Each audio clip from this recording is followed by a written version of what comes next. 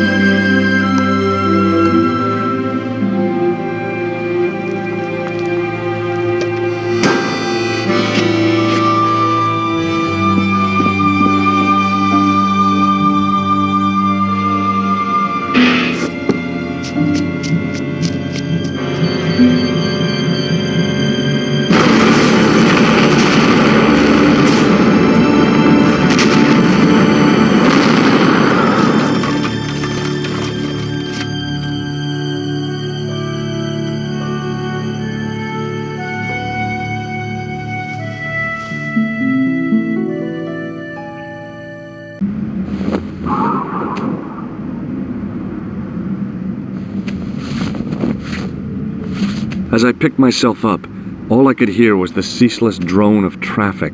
Life went on around me, but the explosion was to change my life forever.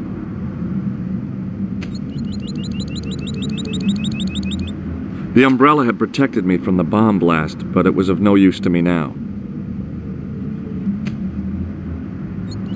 I contemplated crawling under the umbrella and pretending none of this had ever happened. Wrapped around the lamppost was a newspaper.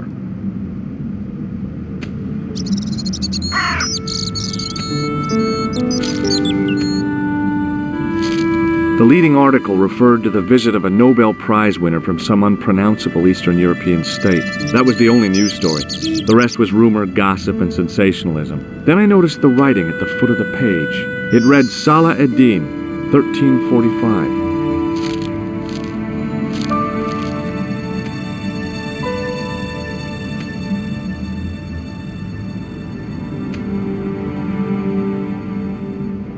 The blast had blown out the glass, leaving a gaping hole.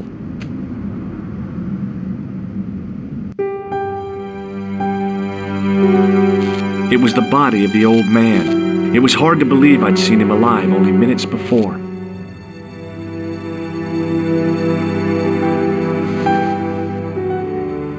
I tried not to meet his stare as I searched the dead man's pockets.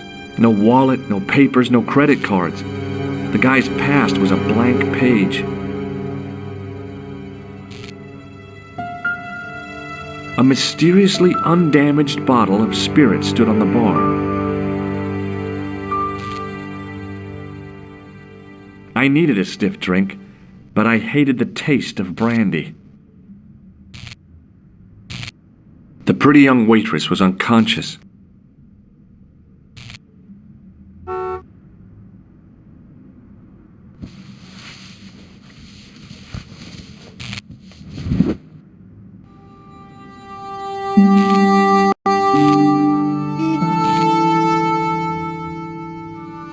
Oh, my head.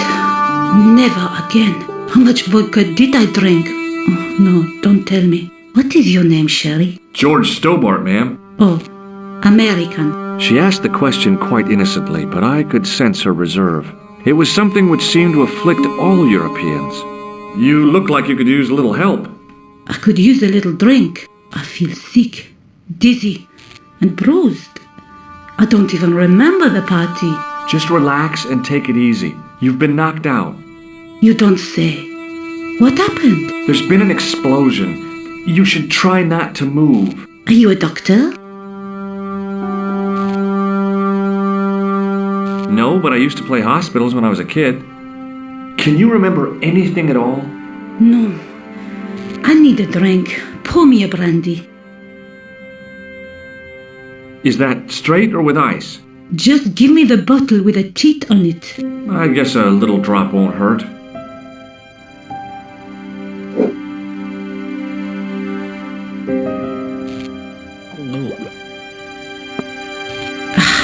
That's better. She knocked back the brandy as if it was water. I was glad I wasn't picking up the check. What about the old man? Is he dead? Yes, he is. Oh, mon Dieu. I've never seen a real-life corpse before. Except for Grandmaman. That was different. She was family. Has he gone stiff? I shouldn't think so. He's only been dead a few minutes. Did you know the old man? No, monsieur. I never saw him before. How did the old man behave? Well, agitated. He kept looking about him at the door, at his watch. As if he was waiting for someone? Yes, I suppose so. He was worried about something, that's for sure. If you ask me, he was having an affair. He had that look about him, like a guilty husband. Do you remember what happened when the clown entered? I remember that horrible tune he played all right. It was like a funeral dirge. I'd never liked accordion music either. Did the clown speak to the old man? No, he just laughed at him. Then he grabbed the old man's briefcase and ran out of the door. Did the old man try to stop the clown? Oh, he didn't have a chance. The clown dropped his accordion and ran out of the door. That's it. That's all I can remember. Did you see what the old man had in his briefcase? No, he didn't open it. What did the old man do when the clown snatched his briefcase? Nothing. He just sat there like he was frozen. Did this newspaper belong to the old gentleman? I don't know. Someone has scribbled a note on it. It reads, Salah Ed-Din, 1345. Does that mean anything to you? No, monsieur, nothing. About this newspaper. I told you, it means nothing to me. Stay here, mademoiselle. I'm going to look around for evidence.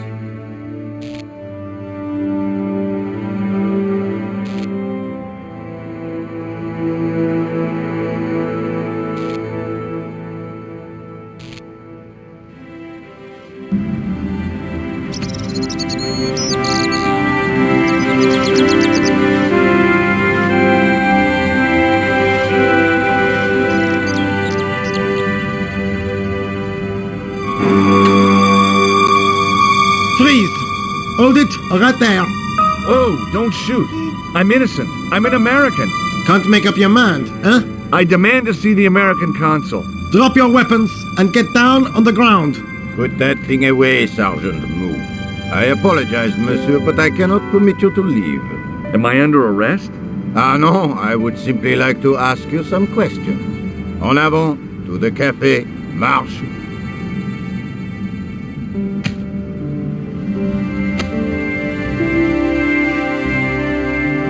What a mess! This bombing is an outrage, is it not? Stop that, monsieur. Stop holding your breath at once. Has it occurred to you that he may be dead, Mou? Oui, monsieur, but I prefer to look on the bright side. Besides, I recall a case where the killer escaped by feigning death.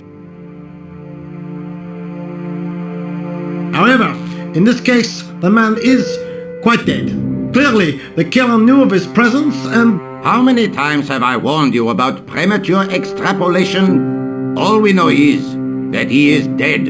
It seemed reasonable to assume that... A great detective assumes nothing. Take Maigret, for instance. But he was a fictitious character, monsieur. Why, he was no more real than Poirot or Tintin. That's different, Mou. They were comedy Belgians. Anyway, it is unlikely that even you will learn much from talking to the dead. Examine the girl and take her statement, if you can.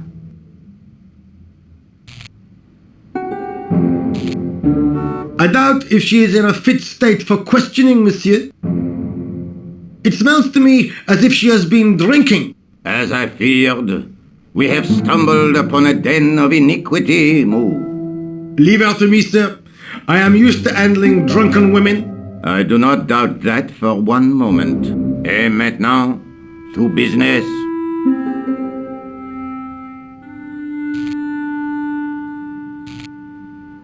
Your name, please? George Stobbart. I'm from California. And what brings you to Paris, Monsieur Stobbart? Travel. I'm touring Europe. You chose well. The city is most beautiful at this time of year, no? Yeah, I guess so, apart from the bomb blasts. Were you in the vicinity of the cafe at the time of the explosion? Yeah, I was sitting out on the sidewalk. I was lucky I wasn't killed. The inspector passed over my remark with no reaction. Did you see the deceased enter the cafe? Yes, I did. Was he alone? Yeah. And did he say anything to you? No, he was more interested in the waitress. Did you see anyone else in the cafe? Yeah, there was a guy dressed as a clown. He was carrying an accordion. An accordion? Bon, the picture is forming in my mind, and it is not a pretty one. Is the girl all right, Mou? She'll live if she survives the hangover. She doesn't remember seeing a clown, monsieur. That's odd, don't you think, monsieur? Who am I to believe, I wonder? Eh bien, I have heard enough. What do you mean? I am satisfied that you know nothing. You may leave. I hope this little incident does not spoil the rest of your vacation. What about my personal safety? Can't you at least give me some advice? What can I say? Stay alert and look out for suspicious characters. And don't cross the road until the little man shows green. Great advice. I honestly believe you are in no danger, monsieur. Should you remember anything of importance, please contact me. My card.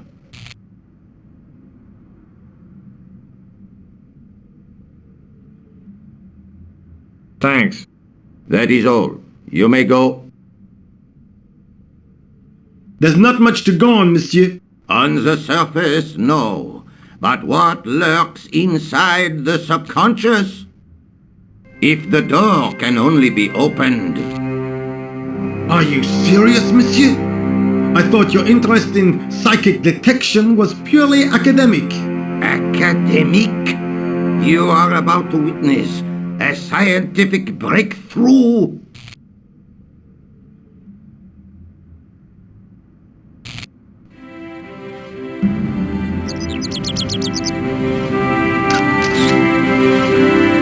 The girl presented a confident but sullen mask to the world, an expression more suited to the face of a delinquent youth. Excuse me, mademoiselle?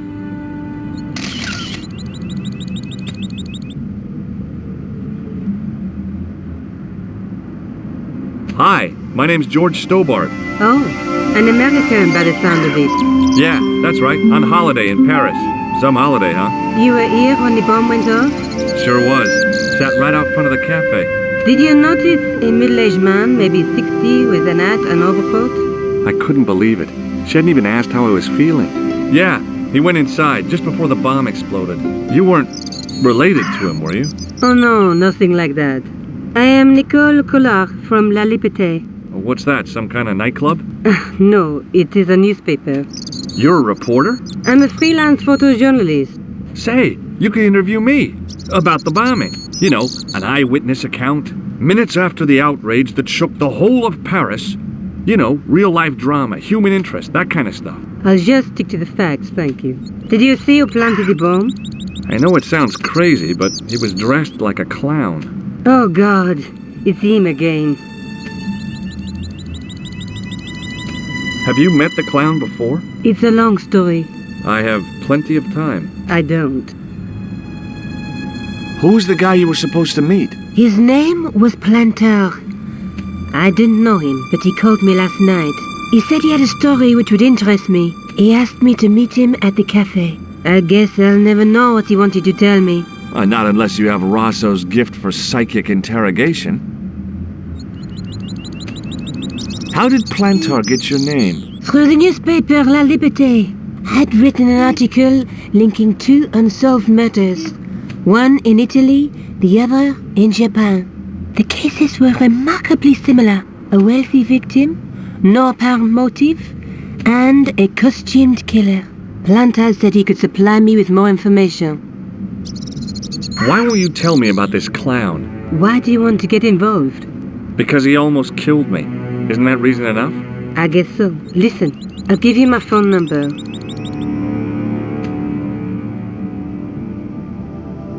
You help me with my story and I'll let you in on what I know. And let's get one thing straight right now. This is strictly business. Okay, it's a deal. I have to go develop these pictures. À bientôt, monsieur. Fine, I'll, see you soon.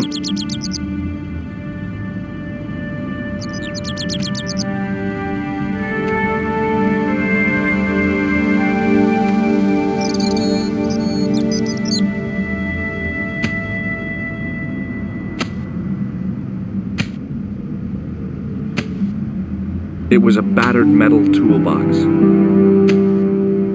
Hey, stop that! Get away from there! What do you think you're doing? I was admiring your toolbox. Oh, wait? Had a good look, have you? I'm warning you, if you touch it, I'll crack your nut. Okay, I get your point. Hey, you! I thought you'd been arrested. No, it was a misunderstanding. When he pulled that gun, gah! I thought that was it. Those automatics pack quite a punch, you know? He made a mistake. He thought I was a terrorist. You? A terrorist? Ha! He was only doing his duty, I guess. Did you see a clown come by this way? A clown? Like in a circus? Yeah, with makeup and a big red nose. Huh! Those guys are funny, aren't they? Not in my experience. I love the circus, especially the horses. You haven't answered my question. Have you seen a clown? You think I've got time to watch everyone who passes by? Some of us have to work for a living. Look, I know you're busy, but surely you'd have noticed a clown. I told you already. I didn't see a thing. He was wearing multicolored baggy trousers and makeup. He'd be a poor sort of clown if he didn't. Did you see an old guy with a briefcase? Wait, silly old coot. Do you know what he said to me? Work fascinates me, he says. I could watch it all day. Quel beat. I could have knocked his block off. Did you recognize the old man? No. Should I have done? Was he a celebrity? No, but I guess he is now. His name was Plantar. Was? He's dead then? Yeah. That's too bad. Now I wish I hadn't called him what I did. If only I could turn back the clock. If only I'd been more tolerant. Regret and remorse are strange emotions. They really bring out the hammiest actors in people. Listen, I have to find that clown. He's a killer. Say, who are you anyhow? A cop? No, of course not. I mean, do I look like a cop? No, but you act like one, sticking your nose in where it's not wanted. How do you know this guy's a killer? Did you see him in action? Didn't you hear the explosion? The cafe was blown up. The clown killed the old man? That's right. Blew him up with a bomb concealed in his squeeze box. Merde. But why did he go to the bother of dressing up like a clown? Who can unravel the tangled logic of a killer's mind? I guess it's some deep-seated psychological need. Or just plain showmanship. Take a look at this. You told me you weren't a cop! Don't shout about it. I'm working undercover. Who are you looking for? That's confidential. Check out my card. I've seen it already! Would you like to read my newspaper? I haven't got time to read that. Can't you see I'm busy? You could read it on your lunch break. 10 minutes is all I get. And if my boss had his way, I wouldn't get that. He'd have me on a drip, so I didn't have to stop to eat. Oh, take the newspaper and quit complaining.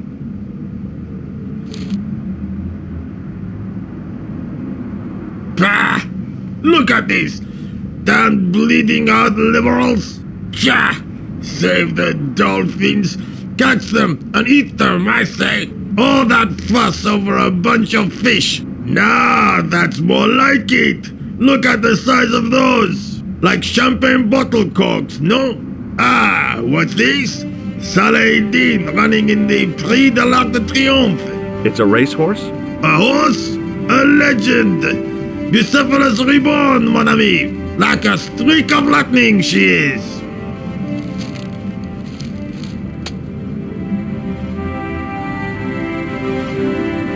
Do me a favor, won't you? Keep an eye on my hole. I'm off to put some money on that nag. What about your toolbox? Stuff it. Help yourself.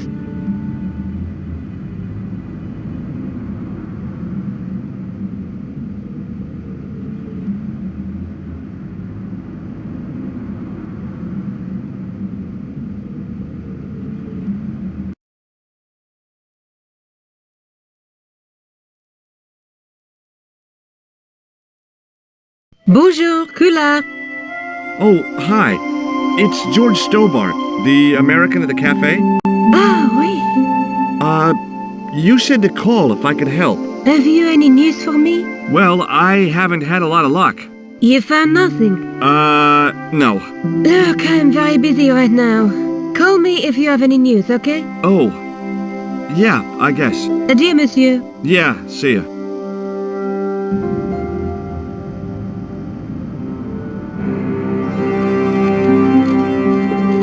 I found a T-shaped tool in the box. I didn't know what it was, but it looked useful. The door was securely locked. Set into the huge gate was a smaller access door.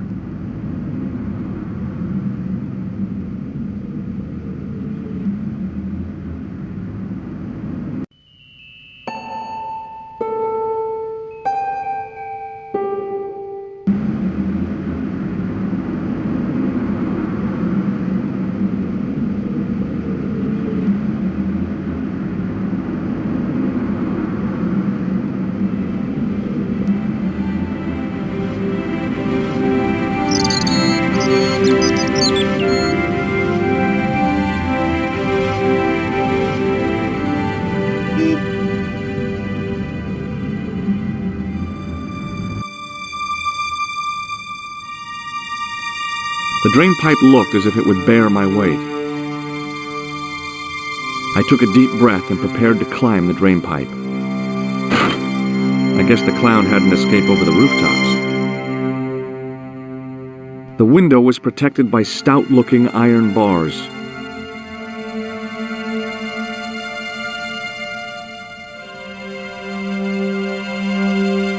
It was a battered old trash can.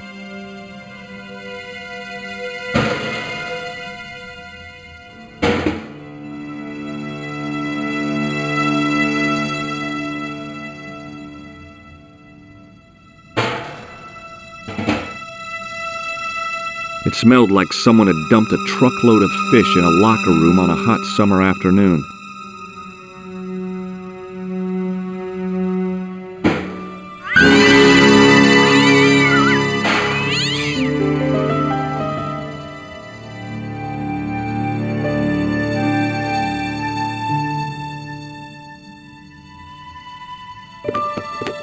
There was nothing of interest. It was a plastic crate.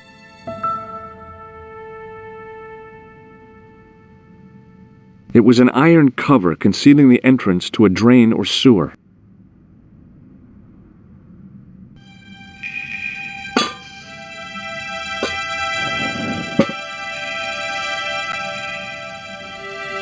I lifted the cover to reveal what smelt like the entrance to a sewer.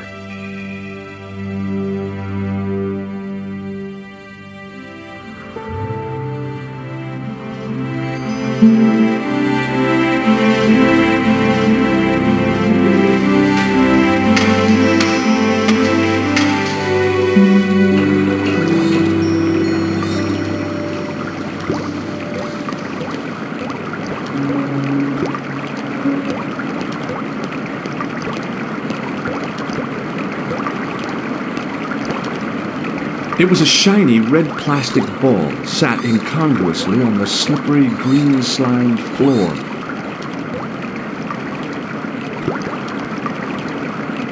As I picked up the plastic ball, I realized it was intended to be worn.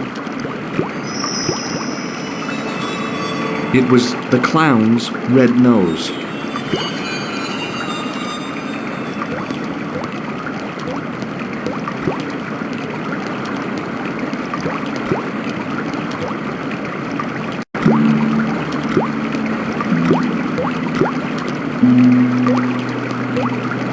It was a soggy, crumpled paper tissue.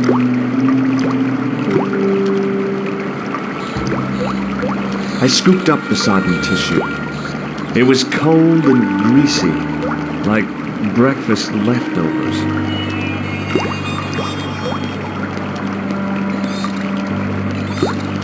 It was a small scrap of cloth caught on the rusting spike. I took hold of the scrap of material and unsnagged it from the spike.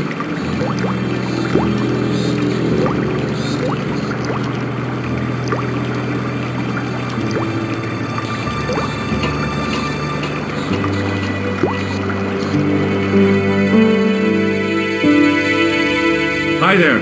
Hold it right there, you sewer rat. I knew you'd come back, and now I've got you. What are you talking about? You're trespassing. Come out of there, immediately. That's what I'm trying to do. Give me your hand. Ha! You won't catch me with tricks like that. Keep your distance, monsieur. Okay, okay. Now, what were you looking for? I was looking for a clown. Huh, ridiculous. Do you really expect me to believe that? He planted a bomb in the cafe and blew it up. What? The cafe? Blown up? Mon Dieu! That is awful. And you say the person responsible was dressed as a clown? That's right. He blew up the cafe, escaped into the sewer, changed his clothes, and came up here. Ah, mon Dieu! Then, the man I chased, do you think that man and the clown are one and the same? Well, yes, it had crossed my mind. Ah, that still does not explain what you are doing down the sewer. For all I know, you are in league with him. Oh no, I'm just a tourist. Haha, most tourists are content with the Eiffel Tower, the Louvre, or the Pigalle. I didn't realize my waste pipes were such an attraction. Tell me about the man you apprehended. What is there to tell? He was a typical criminal type, just like you. Does the name Plantar mean anything to you? No, it doesn't. Who is he? The man who was killed in the cafe. I'm gonna find the guy responsible. I'll find him. Even if it means following him down every sewer in every city in Europe. Ah, you need some sensible boots. You won't get far in those stupid sneakers. Do you know the waitress at the cafe? Oh, she isn't hurt, is she? No, she's fine. Oh, thank heavens. A poor girl like her isn't safe with the likes of you roaming the streets. Can't you understand? I'm not a gangster. I'm an American tourist. Ah, that's what you say. Was the guy you saw carrying a briefcase? I didn't notice. Now are you going to leave? Or do I have to call the police? Take a look at this false nose. I've never seen it before in my life. This is what I used to open the manhole cover. Just as I thought. You were up to no good down those sewers, weren't you? One slip and I would have been up to my neck. Do you recognize this material? I am not telling you anything. Perhaps you'd like to take a look at my card?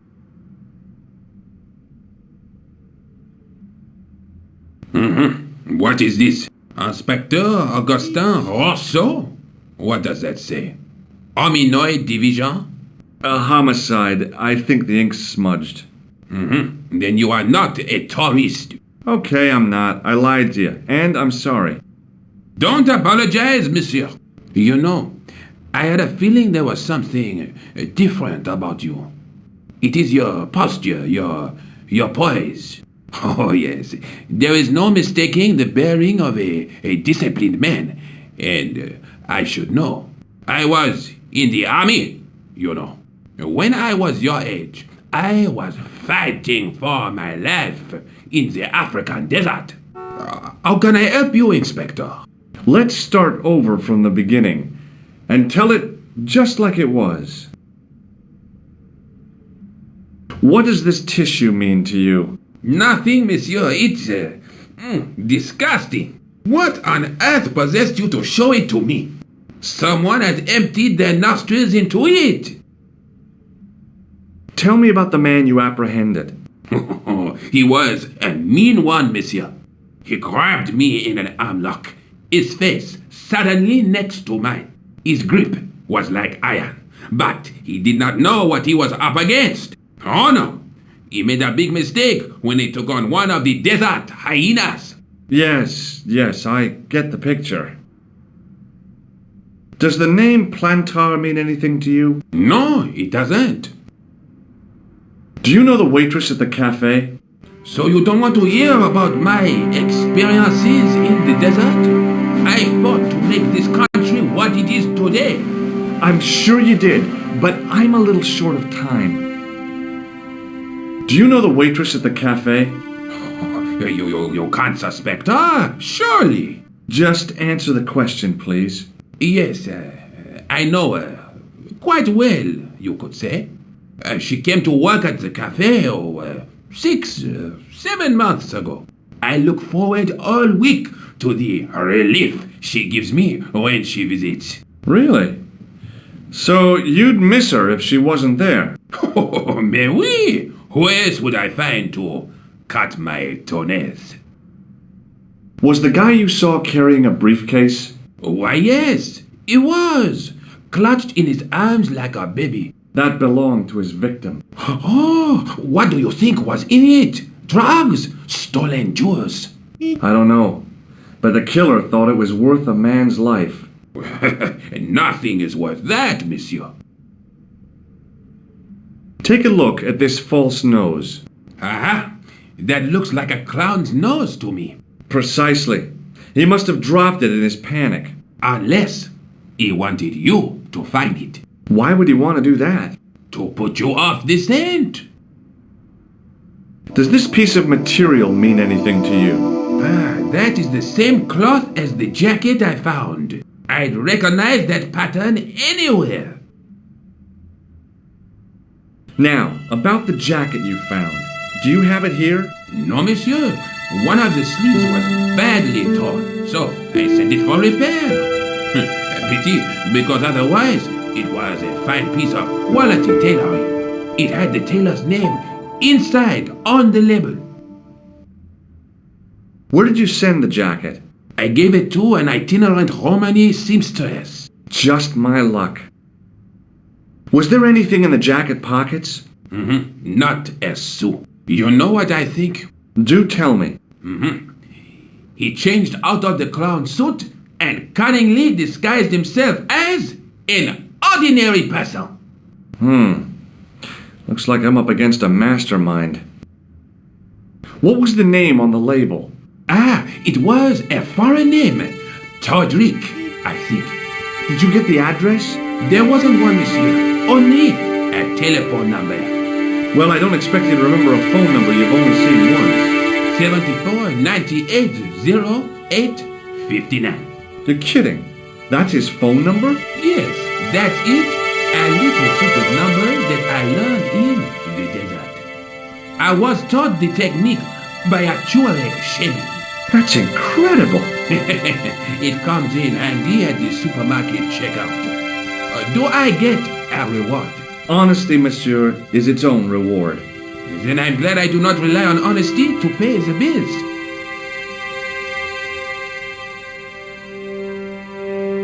I have to be going. Thanks to your help, the citizens of Paris can sleep a little easier tonight. Vraiment? I was only doing my duty, monsieur. Good luck, Inspector. I hope you catch that killer soon. I'll let you out.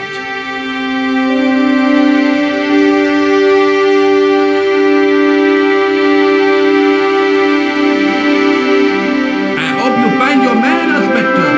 So do I.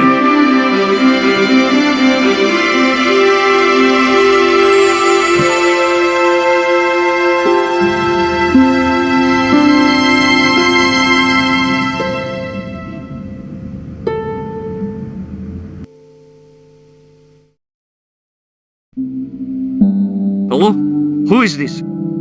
Hi, my name's George Stobbart. You don't know me. Correct, Mr. Stobbart. I don't.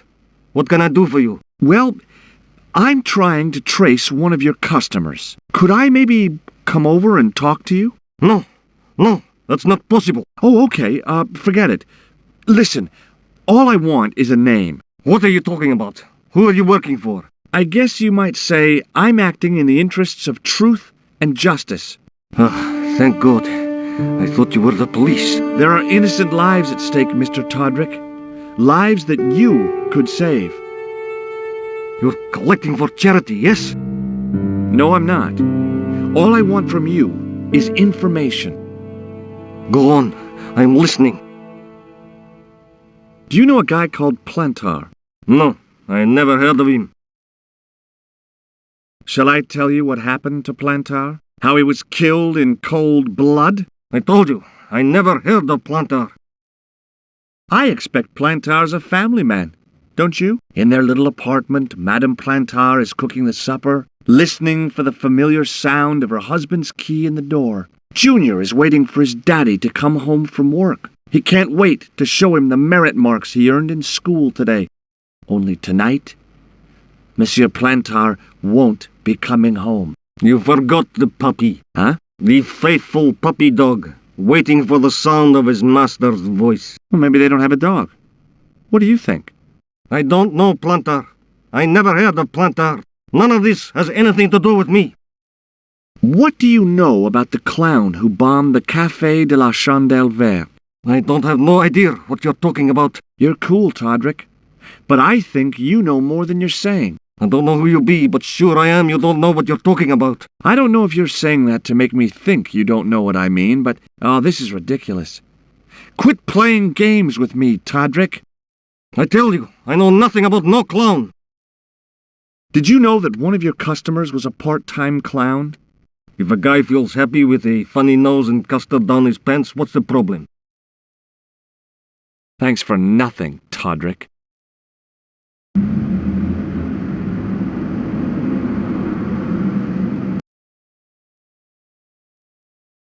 Bonjour, Kula. It's me again, George Stobbart. Hi, George. Any news? You bet. I met a witness who spoke to the clown. And I know where the killer gets his suits. No kidding. Hey, I'm impressed. You are? Well, it wasn't easy. Look, why don't you come here to my apartment? Fine. Where do you live? 361 Rue Jarry. Okay, I'll come right over.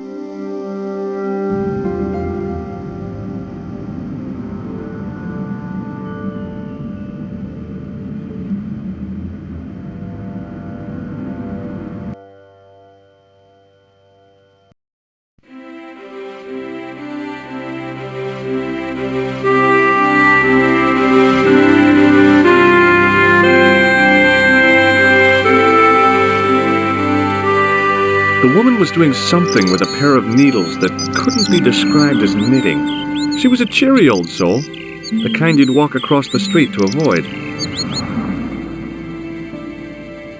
Oh, hi. Bonjour, monsieur. Would you like me to foretell your future?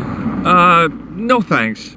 I'm very good, and it only takes a minute. Thanks all the same, but I'm not superstitious. Besides, if it only takes a minute, that's not much of a future to look forward to.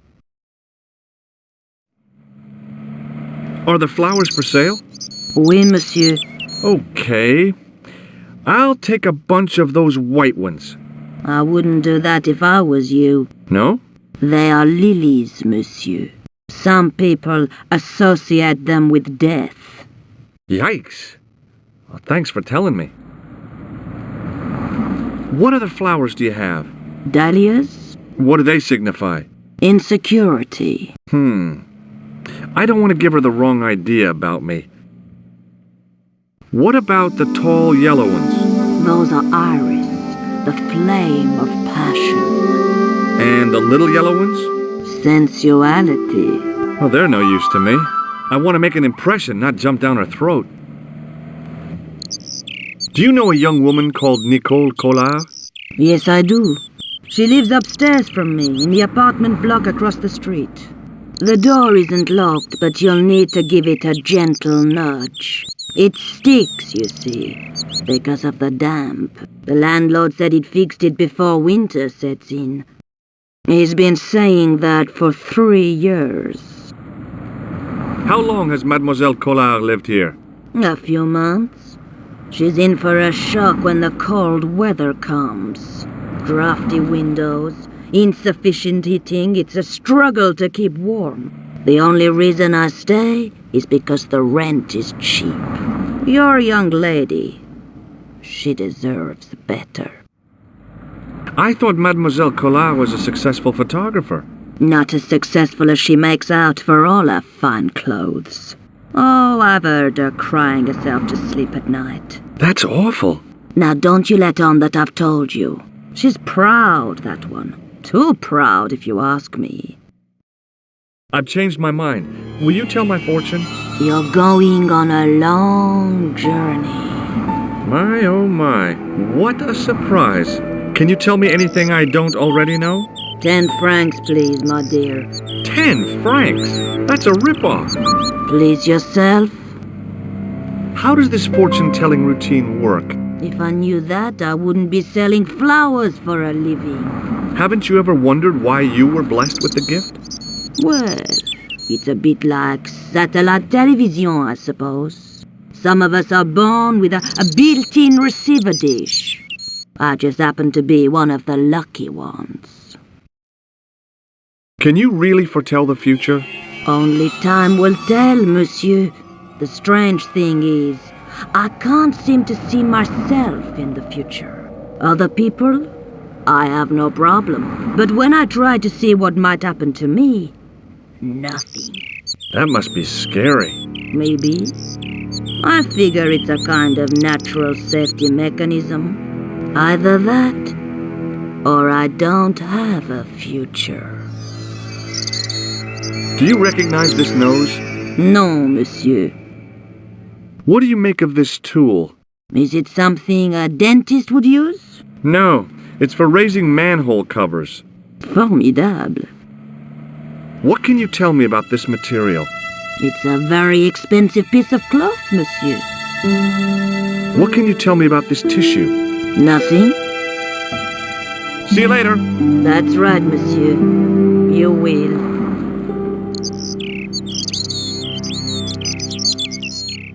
I inhaled deeply, expecting to experience the scent of the flowers. What I got was traffic fumes.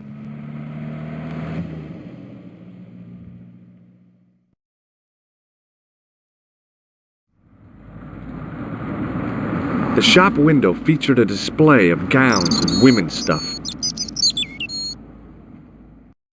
It wasn't the style of the clothes in the shop that caught my eye, but the prices. The same amount of money would feed a starving family for the rest of their lives. I guess people who buy that kind of stuff don't have a problem with their consciences. The door was shabby and in need of a coat of paint. I couldn't imagine the Collard woman living here. Remembering the flower seller's advice, I pushed the door gently just above the lock.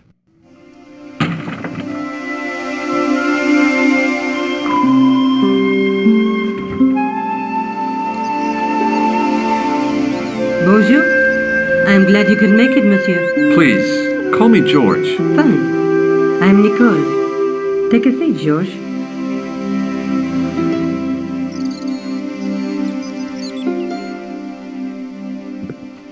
Eh bien? And what have you been up to? I've been exploring the sewers beneath the cafe. I thought I could smell something bad. The clown used the sewer to escape and to change out of his costume. I guess he was in a hurry. He left his jacket behind. And? I got his tailor's phone number. You had better luck than I did. Luck, she said. Luck! Hard work, I'd call it. What happened? I took my photographs to the editor, but he wasn't interested. Can you believe it? He told me to drop the story. But you're not about to do that. Oh no! I am going to find out what's behind these killings. You know what I think? It's a conspiracy. The police in 3 different countries have kept very quiet about the murders. The press don't connect them at all. They blame them on political, religious, or militant minority extremists. That covers just about everyone. May I use your telephone? Sure, go ahead. Thanks.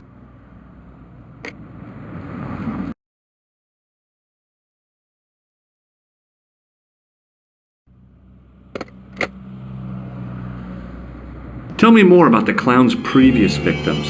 The first was Arno Bellotta, the millionaire pharmaceutical baron. He made his money from amphetamines in the post-war slimming and diet boom. Imagine it! Millions of housewives literally spitting their butts off. Was he killed for his money? No. He had no living relatives, and his fortune went to the orphanage where he'd grown up. The only witness in the case was his Filipino au pair. She swears he was lured to his death by a snowman. What about the clown's second victim? Yamada, the controversial Japanese green politician. He inherited his fortune from his father's electrochemical consortium. He was committed to dismantling Japan's automobile industry. I can't see him gaining much support with a loony policy like that. Yamada was a man of vision. He was years ahead of his time. If you say so. How did he die? At the hands, or should I say, flippers, of a giant emperor penguin. A snowman, a penguin, and now a clown. You know, I hate to admit it, but this is scary. And I'll tell you what, I won't be accepting any invitations to costume parties. I don't blame you for being scared. I am too. But this story could be my only chance of a big break. Or a premature death. You speak very good English for a French girl. Thanks. You speak very good English for an American. I found this false nose in the sewer. Hey, what's this inside it? The contents of someone's nose? Don't be cross, George. It says La Risée du Monde. Masks and costumes. It's a costume shop near the Gare Saint-Lazare. I'll check it out. Maybe the owner remembers who hired the clown costume. Why don't you put it on, George? No way am I wearing this. I'd look really stupid. Besides, you might have had a cold.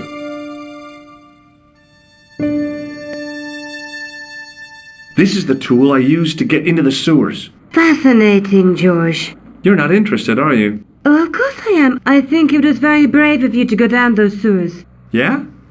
Well, it was kind of scary, but, well, I had a job to do. I found a piece of material near the cafe.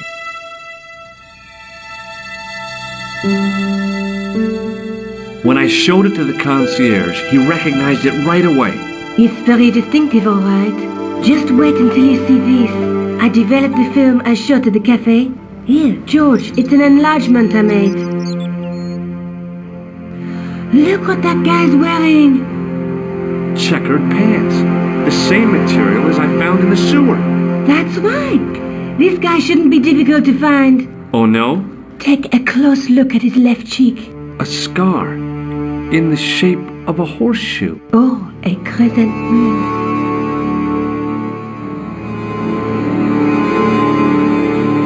I found this tissue down the sewer. Oh, that's disgusting, George. I think the stuff on it is grease paint, like actors use. Or clowns. It's still disgusting. Get rid of it. How come you enlarged this photograph of me? Because I noticed the guy behind you, of course. Tell me more about yourself. Oh, there is not much to tell. Well, how did you get into photography? I guess I owe that to my father. He bought my first camera. I was 8 and my parents had just split up. Did you live with your father? Yes, my mother went off with her new boyfriend. I don't mind. Papa was all I needed. 4 years later, he died in a plane crash. Ah, I'm sorry. Well, it's all right. I don't mind talking about him. He was more like an older brother, really, always joking and laughing. Papa always wanted I should study art. That's why I went to college. Did you learn about photography at college? Oh, God, no. I couldn't afford the materials. We were billed for everything we used, paint, canvas, paper. Most of my year turned to minimalism. It was cheaper. I used to go poaching in the park for squirrel hair. The only time I wasn't hungry was the term I did printing. I used to eat the potatoes. You're making fun of me, aren't you? Oh, no. Do you have a boyfriend? That's none of your business. May I use your telephone? Sure, go ahead. Thanks.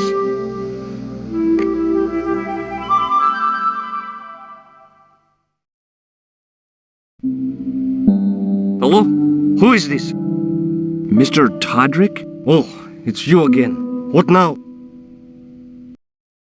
Did you make a suit for a man with a scar on his face?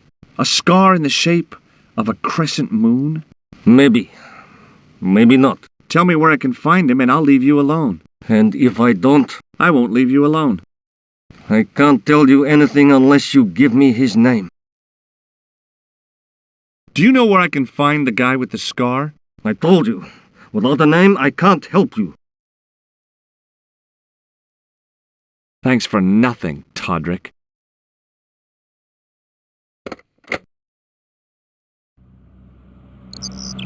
I'm going back out to search for that clown. Where? Well, I guess I could visit the costume shop. Good idea.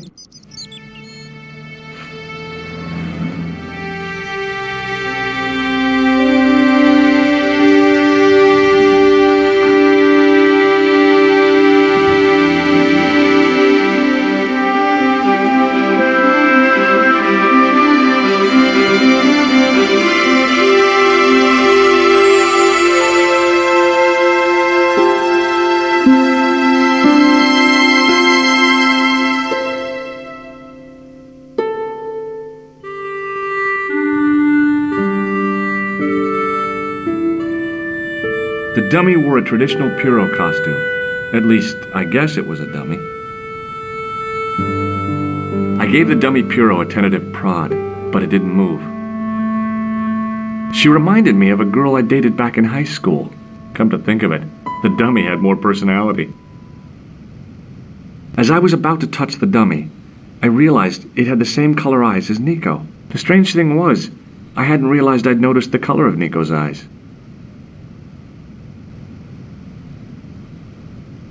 The guy's spoon-shaped face was mournful and humorless. He looked like a vegetarian in a slaughterhouse. Excuse me? Bonjour, monsieur. Please, come in. Welcome. Leave the mundane world behind, for in these four walls, fantasy is king. I don't want a costume. Didn't you ever dress up when you were a child? Not that I remember. Incredible! You'll be telling me next that you never shared your elder sister's lingerie. I don't have a sister, and I think I'd look pretty silly in a brassiere. I just need some information. Of course. How can I help you? Do you want this red nose back? Not after it's been worn, thank you. Do you recognize this man? Oui, monsieur. I sold him some grease paint. Are you sure this is the man who bought grease paint? Oui, monsieur. What does this tool mean to you? Nothing, monsieur. Does this dirty tissue mean anything to you? Let me smell that.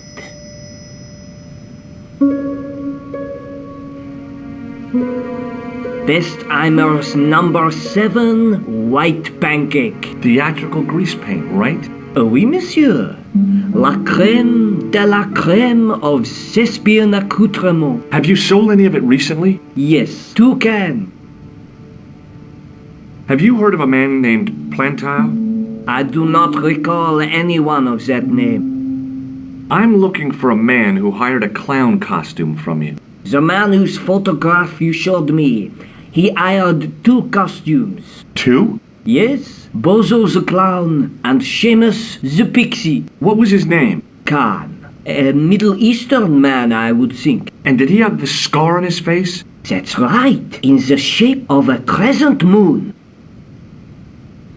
How come clowns are so popular? I think it has something to do with their unpredictable nature. Personally, I think clowns should be banned, along with mimes. Oh, come now. Who doesn't love clowns? Me, for one.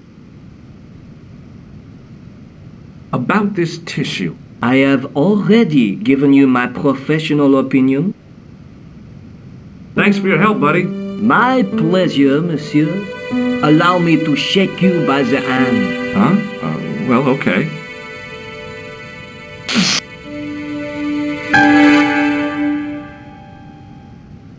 What are you trying to do, kill me? You did not find it amusing? I never saw the funny side of electroshock therapy. Eh bien, it is yours to keep. A gift? Do I need a license? No, but I give you a word of warning, monsieur. What? Remember to switch it off before you visit the toilet. It was an antique phonograph, the kind you have to wind by hand.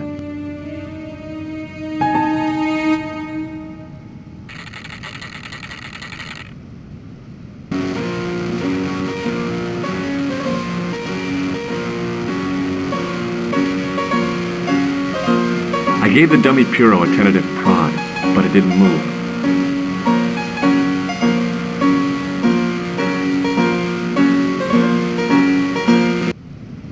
It was a disgustingly realistic plastic novelty, like one I'd left on the teacher's desk at school. Boy, that caused so much of a stink you'd have thought it was a real one. As my fingers closed on the plastic novelty, I realized my mistake. It was a novelty, all right, but it wasn't plastic.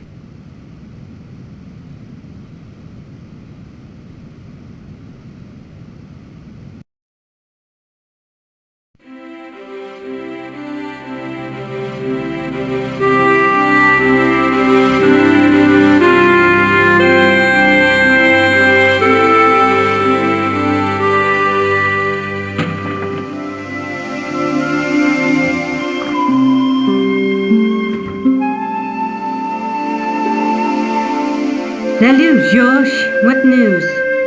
I've been to the costume shop.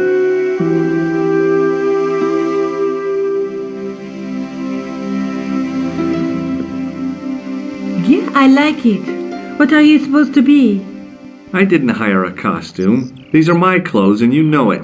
Did you ask about the clown? Yeah. He used the name Khan. He hired 2 costumes, the clown and a pixie. Then we're one jump ahead of him. How do you make that out? He probably plans to use the pixie suit next time he kills. Oh God, don't let it be me. I don't deserve to die at the hands of a pixie. Don't be silly, George. That won't happen. Oh no? No, because every time you see a pixie, you're going to run like hell. What are you doing to help trace the killer clown? Research, George. Yeah? You have a copy of the clown's yearbook? I have a telephone and lots of contacts. Oh, Well, did you find anything useful? Not yet. I'm employing my first and most useful weapon. What's that? Patience. Oh, I've heard of that. Isn't it a substitute for decisive thinking? Have you found out any more about the murders? Well, it may be nothing, but both the clown's victims visited Paris earlier this year. When? The second week of July. They were both here at the same time. Did they meet? I don't know, but I can't imagine it was coincidence. The guy at the novelty shop gave me this. What is it? A hand buzzer. You put it in your hand and give people electric shocks. Why? It's a gag. A practical joke.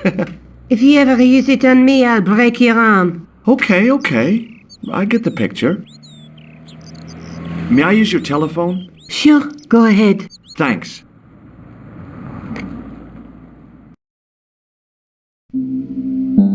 Hello? Who is this? It's George Stobbart again. What now? I found out the name of the guy I'm looking for. Is that so? Yeah, it's Khan. You know who I'm talking about, don't you? Yes, I delivered the suit to his hotel. The Hotel Ubu. I don't remember the room number. It was upstairs. The second room on the right-hand side of the corridor. Thanks, Todrick. That's all I wanted to know. Now I've got you, Mr. Clown. Now we're getting somewhere. Do you know the Hotel Ubu? The Ubu? Yes, I do. That's where the clown stayed. Good work, George. See you later. Where are you going now? I could go hang out at the Hotel Ubu. Watch out for Khan, George. Don't worry, I will.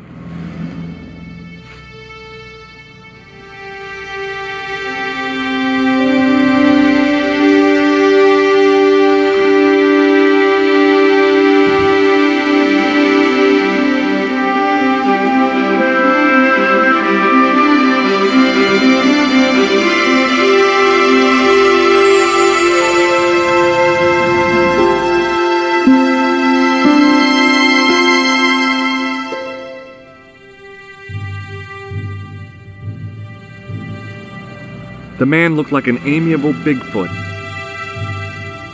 Excuse me, Yeah? have you seen a guy dressed as a clown? No, I ain't. Don't tell me I missed him. Oh, that's too bad. I love the clowns, don't you? I've seen daytime television that was funnier. I love it when the little guys get hurt. That figures. Custard pies, hose pipe down the pants, then smack! A plank in the kisser. You ever meet a guy called Plantow? No, I ain't. You missed your chance. If you're quick, you'll catch him at the coroner's. Do you happen to know a guy named Khan? That ain't nobody I know. I'm sorry to be a burden on your brain. Have you ever seen this clown's nose before? Nope. Do you recognize the guy in this photograph? Is this a trick question? No, I simply asked if you recognized him. Okay then. Nope, I don't. What do these... Oh, never mind. Shake my hand. Nah. Oh, rats. Do you recognize this tissue? Think carefully now. Ooh. I'm gonna have to hurry you. Ooh. Time's up, so I'll tell you. It's a used tissue with a liberal dump of Bestheimer's number 12. If you say so. See you later. Not if you see me first.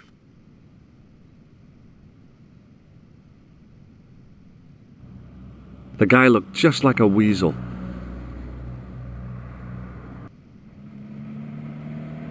Excuse me.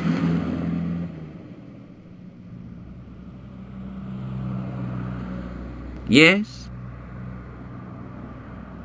Do you know a man by the name of Khan? No, I don't. It's very important I get to see him, and... I told you. I don't know it. I'm looking for a clown. Are you trying to be funny? No, I really am looking for a clown. There are no clowns here except you. Have you heard of a guy called Plantar? No, that name means nothing to me. Have you ever seen this clown's nose before? No, Do you recognize the guy in this photograph? no, I never saw him. What does this tool suggest to you? Hard labor. Will you shake my hand? Are you joking? Who knows where it has been? What does this tissue mean to you? Are you serious? Oh, yes. Take a good look at the substance it's smeared with. You are sick. Very sick. Forget it.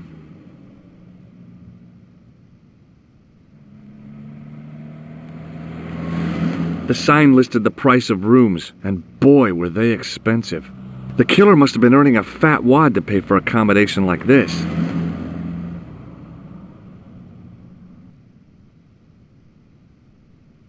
The lobby was quiet, almost deserted.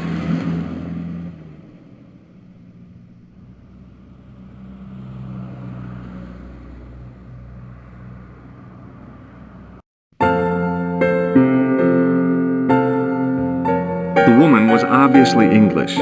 She had all the qualities of Boadicea, Elizabeth I, and Margaret Thatcher rolled into one. It wasn't a pretty sight.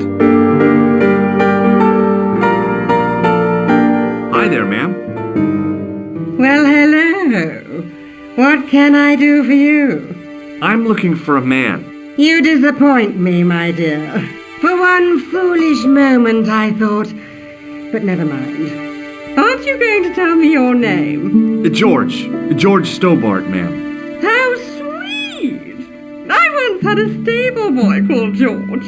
I am Lady Piermont. The common reaction is to kneel and stutter, but it's not obligatory. A real lady? I mean, you're an honest-to-God aristocrat? Oh, I don't know about that. Few of my ancestors are honest, not even to God. I can trace my family back to the Normans, but don't let that intimidate you, George. Beneath that impressive pedigree, I'm just flesh and blood.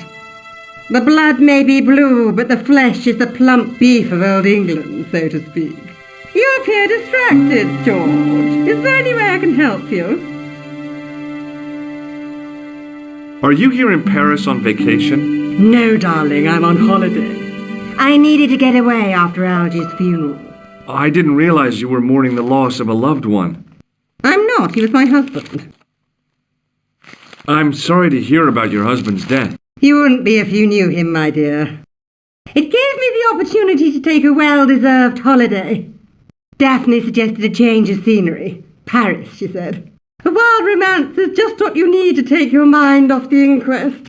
Well, the closest I came to romance was being wooed by a drunken Breton chef. I must say I was disappointed with his coq au vin. Not at all what I was expecting. I was thinking of cutting my holiday short, packing my bags and heading back to Hempstead. That was until last night. What happened to you last night? I was stricken, Mr. Stobbart. Cupid's arrow has cleft my bosom. They couldn't really miss. It was just as I'd always imagined it should be. The intimacy of candlelight, romantic music tinkling across the room, and then a stranger's glance. Those brooding eyes, that suave manner, those tight trousers. He was the man I'd been waiting for all my life. I'm glad he finally turned up after all these years. Ah, but it wasn't to be. He was merely toying with my affections. And if I ever catch up with him, he's dead. Who was the guy who led you on? His name is Merlin. Did you know there's a gangster out front? What makes you think he's a gangster? The Italian suit and the bulge in his pocket? I know plenty of men with Italian suits and bulges in their pockets. That doesn't necessarily make them gangsters. I'm looking for a murderer. Good heavens! You're a private detective. That's correct, ma'am. What's the term you Americans use? It's on the tip of my tongue. I believe what you're thinking of is Dick. Precisely. Have you come across a man who calls himself Khan? I am familiar with only one person named Khan. Genghis Khan, the legendary Mongol barbarian chieftain? No, darling. Kevin. Kevin Khan? I never heard of him. I'd be most surprised if you had, darling. He's a pharmacist in Hemel Hempstead. Organises fundraising for the Rotarians. Lovely man. Does he have a scar on his cheek? I really wouldn't know, sweetie. Do you know what this is? At a guess, I'd say it was a clown's nose. That's right. It was worn as a disguise by a vicious killer. Good heavens, are you trying to alarm me? It's true. He uses the name Khan. Do you recognize the man in this photograph? My God, it's him! That's Merlin! She represented everything I loved about the English. The lady was totally deranged. Merlin? You mean King Arthur's wizard? Good heavens, no! Monsieur Merlin is a fellow guest. He's the man I've been telling you about. That's the man who spurned me. Can you think of any use for this tool, ma'am? Oh, I can think of someone I'd like to use it on. Would you like to shake my hand, ma'am? Now, George, there's no need to be so formal. We met as tourists, and I want to keep it that way, despite the enormous social gulf between us. Does this tissue mean anything to you? Good God, no! I just thought the smell might be familiar. Please, darling, put it away. I'm no shrinking violet, but that object makes me feel quite queasy. The man you know as Merlin is a fake. What do you mean, sweetie? He's a murderer. He also uses the name Khan. I am shocked, Mr. Stobbart. Shaken. I took him to be a gentleman, a man of honour. Do you know, I'd rather like to assist you in stitching him up. When did you last see Merlin? It was no more than an hour ago. He came downstairs and spoke to that clerk chappie. Something passed hands. I couldn't see what exactly. A briefcase? No, smaller than that. A bundle of papers, perhaps. The clerk put it in the hotel safe and Merlin went out. Are you sure you saw Merlin putting documents in the safe? Yes, darling, positive. I wonder what they were. Obviously something of great importance. Yeah. I'd sure like to get my hands on whatever it is. I'll bet they had something to do with Plantar's briefcase. Has Merlin returned to the hotel? No, he hasn't. Are you going to search his room? If I could get in there, I would.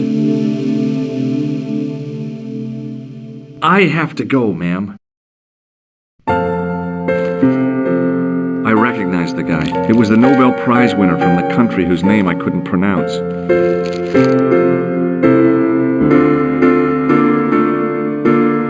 Excuse me, didn't I see your picture in the news?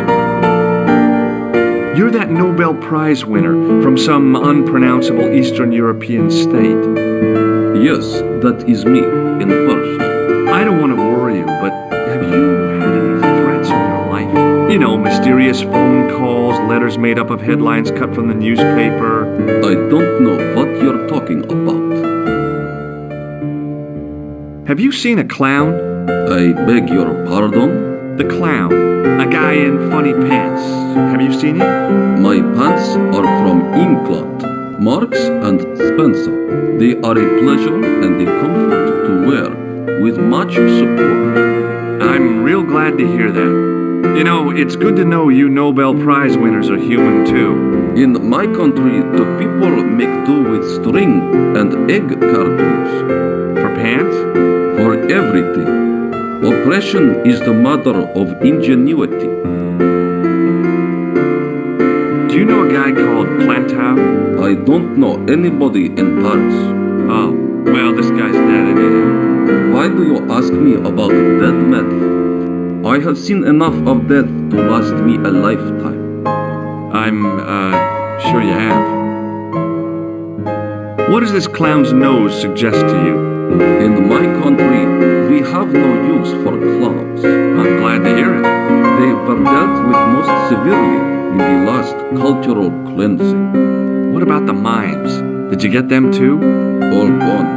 Our streets are mime-free. Sounds like heaven.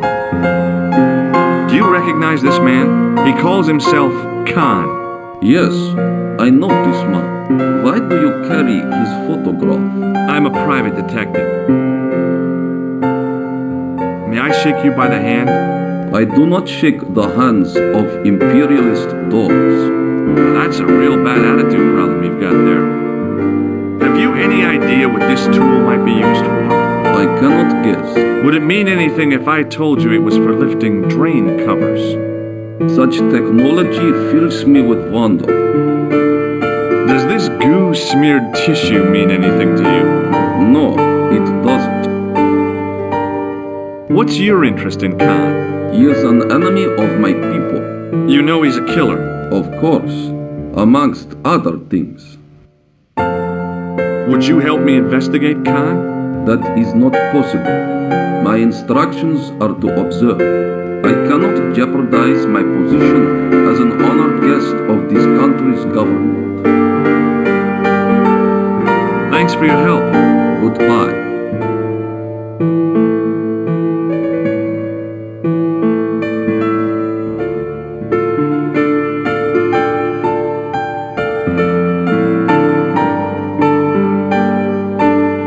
There was no one registered under the name of Khan. If the killer was staying here, he'd used a different pseudonym.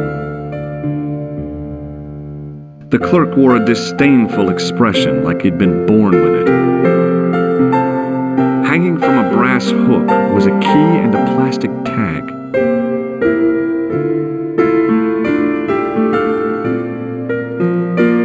Excusez-moi, monsieur.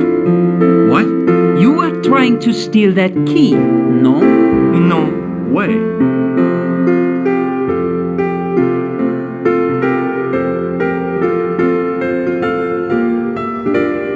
I want some information. Who are you? The police? I'm conducting a private investigation. Ah, I know only too well what you mean. That is one of the drawbacks of the catering business. When people book into an hotel, they leave their morals at home, no? I'd like to retrieve something from your safe. Ah, oui, monsieur. May I see some form of identification? Like what? A driving license, perhaps? I don't drive. Your passport? I don't have it with me. I could show you my operation scar. I'm sorry, monsieur. I must have some form of unique ID. You won't find a more unique ID than my scar. I'm sorry. I must insist on a more traditional identification. Rats. About the key hanging on the hook over there. Oui, monsieur. Which room is it for? Number 21. Is that room taken? No. The guests checked out this morning. Do you know a man named Clentown? No, monsieur. I'm looking for a man who dresses like a clown. This is a highly respectable hotel, monsieur. There are no clowns here. If you say so. I'd like to check into room 21. That is not possible. How come? You said it was vacant. It is reserved for another guest. Rats. No, monsieur. Dutch. Do you recognize this red nose? No, monsieur. Do you recognize this red nose? No, Do you recognize the man in this photograph? Yes, monsieur. That man is one of our guests. What name? I cannot tell you that. What do you make of this tool? Stunning, monsieur. I bet you handle it like a professional. Hey, shake my hand. I'd rather not, monsieur. I'm still sore from the shock administered by one of the guests. He was secretly concealing an electrical device in the palm of his hand. Practical jokes are so puerile, don't you think? Oh, yeah, sure. What do you make of this tissue? Do you wish me to dispose of it for you, monsieur? Hey, no! It could be useful. I'm holding on to this. As you wish, monsieur. Perhaps you would like a little plastic baggie to keep it in? Nah, it's fine the way it is. Thanks for your help, buddy.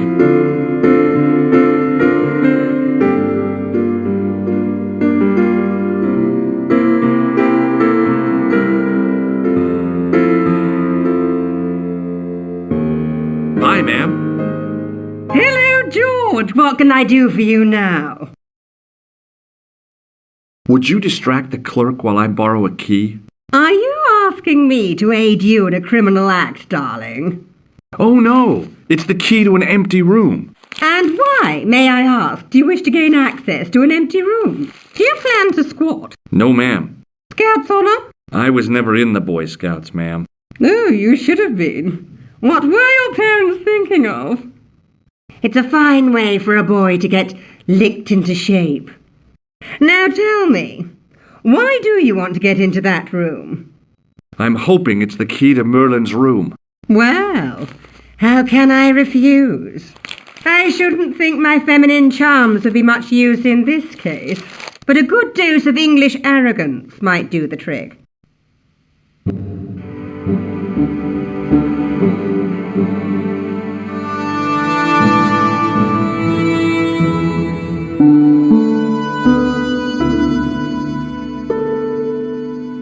I say, you there, flunky? Oui, madame. Listen carefully. You do understand English, don't you? But of course, madame. Good. I wish to deposit some jewellery for safekeeping. I understand. Are you quite certain? Oh, bien sûr, madame. Over to you, my dear.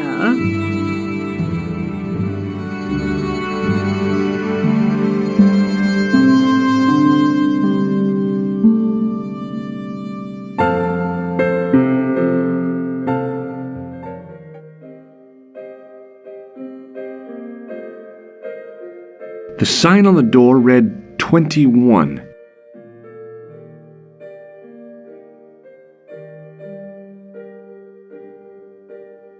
Maybe it wasn't the right room, but this was the right key.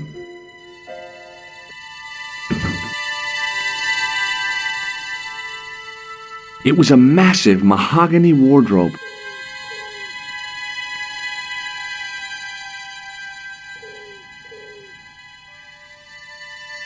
There was nothing in the wardrobe apart from a vague, lingering smell of camphor.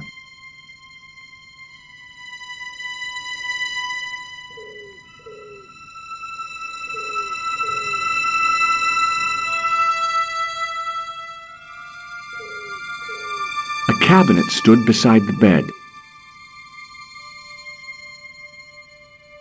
The cabinet was empty, but it smelt of onions. No kidding, it really did.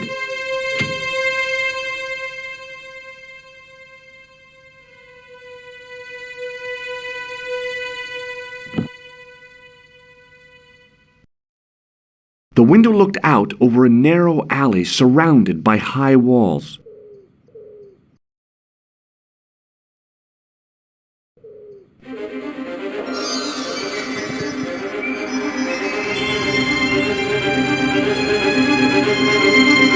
The cobbles of the alleyway looked very distant and very hard.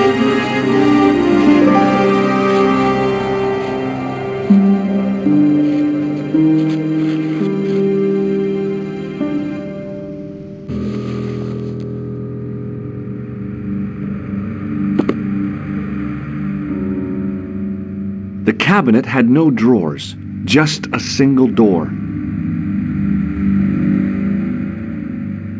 The assassin had been too smart to leave incriminating evidence beside his bed. The bed was several times larger than the narrow cot I'd been given at the place I was staying.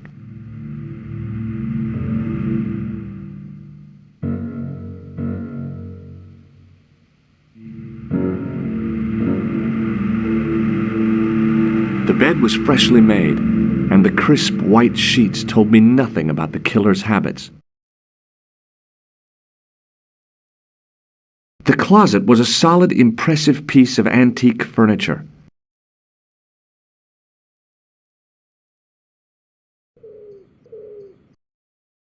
The pants were newly laundered and pressed with immaculate creases. There was nothing in the pockets of the pants.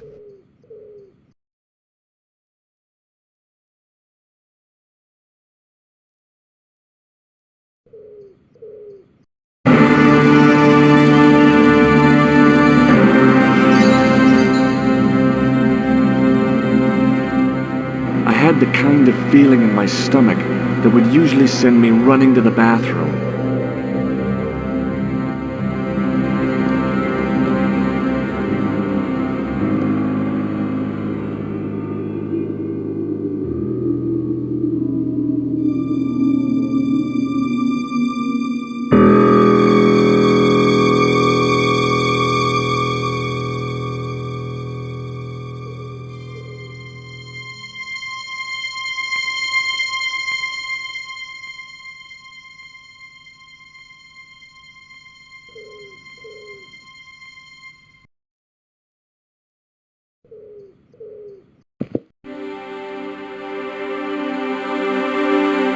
The pants matched the jacket which the killer had lost in Paris.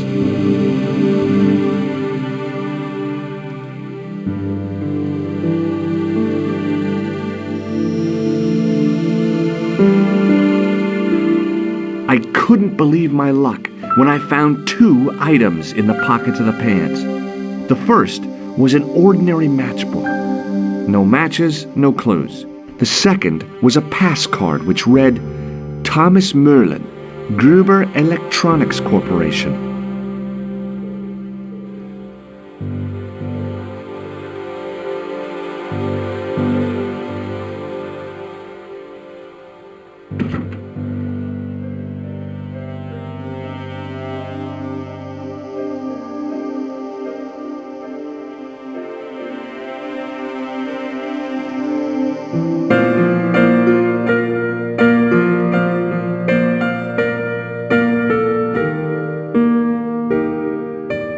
In the back of the office was a small safe with a combination lock.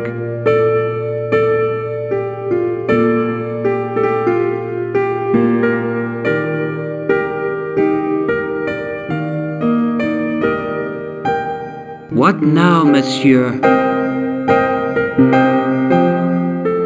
Does this matchbook mean anything to you? No, monsieur. Does this pass mean anything to you? That is Monsieur Merlin's property. That's right. Merlin the murderer. I want to see what is left in your safe. Impossible. I cannot betray his confidence, no matter what you say he's done. You're making a big mistake. Maybe. I can live with that. Thanks for your help, buddy.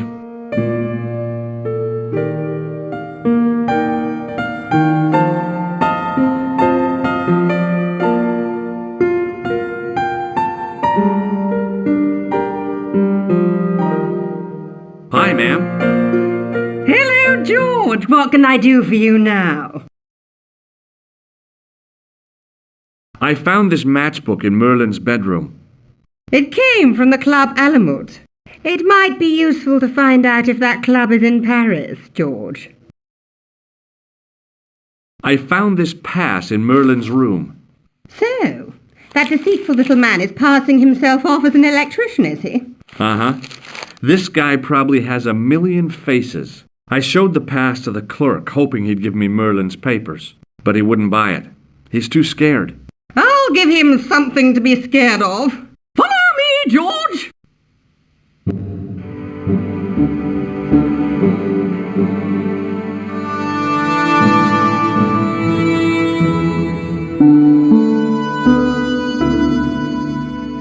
Did you place a package from Merlin in the hotel safe?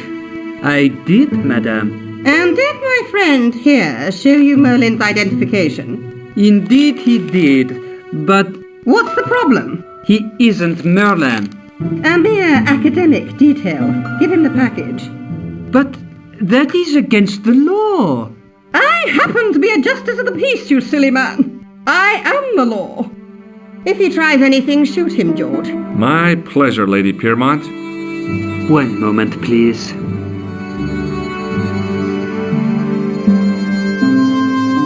You know, I haven't enjoyed myself this much since Greenham Common. I don't know what I would have done without you, Lady Piermont. Voilà, monsieur. Le manuscrit de Monsieur Merlin. Thanks. How satisfying. An Anglo-American alliance that actually worked. The clerk had given me a tightly rolled sheet of parchment. I decided not to unroll it until I was safely back in Nico's apartment.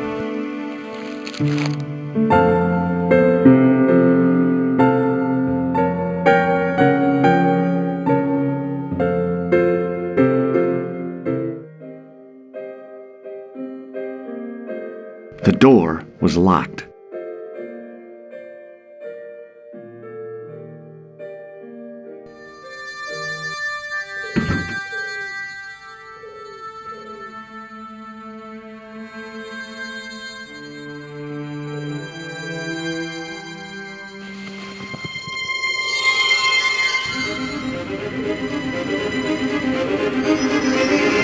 If I wanted my shins sticking out of my shoulders, how could I jump? Mama Stobbart didn't raise no suicidal fools.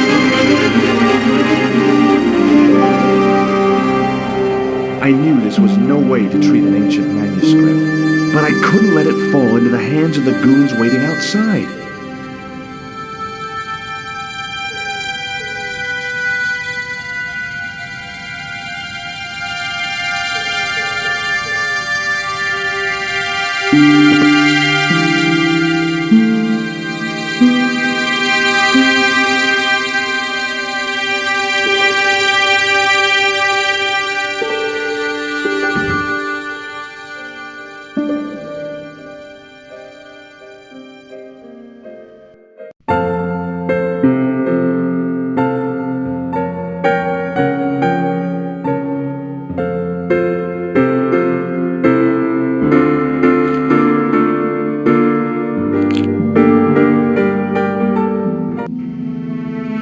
Just a minute, monsieur.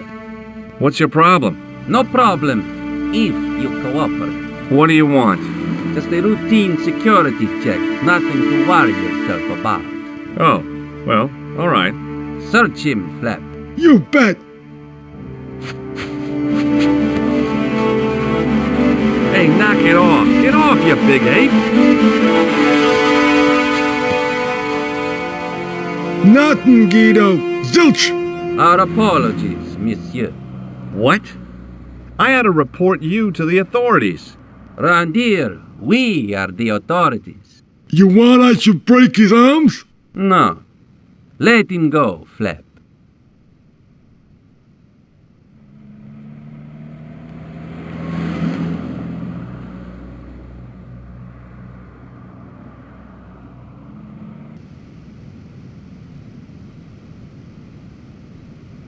If the manuscript was what Flap and Guido were after, they were going to be disappointed. I couldn't wait to get back to Nico's apartment and check it out.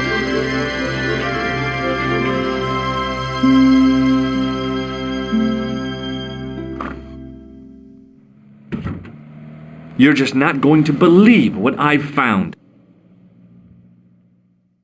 It's not another part of the clown's costume, is it?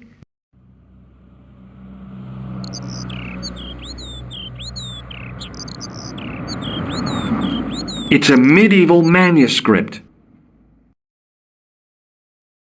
Khan left it in the safe at the Ubu. It's incredible! Is this what he took from Plantark? It could be, which means it's worth enough to kill for. Look there, two guys on the same horse. Oh yeah, maybe they couldn't afford one each. What of it? Have you ever heard of the Knights Templar? Their official seal was an image of two knights sharing a horse. Whatever this manuscript means, it's connected with the Templars. How come you know about these knights? I learned about them while writing an article on the Crusades.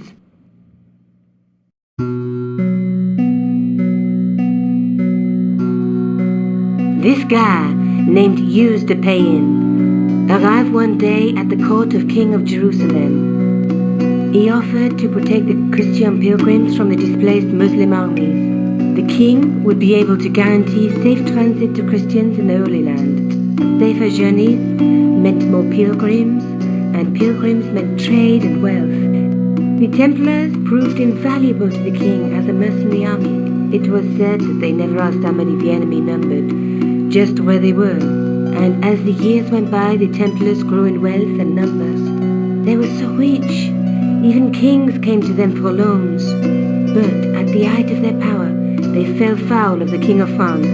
He rounded them up and turned them over to the Inquisition. Thousands of Templars were subject to torture and confessed to heresy.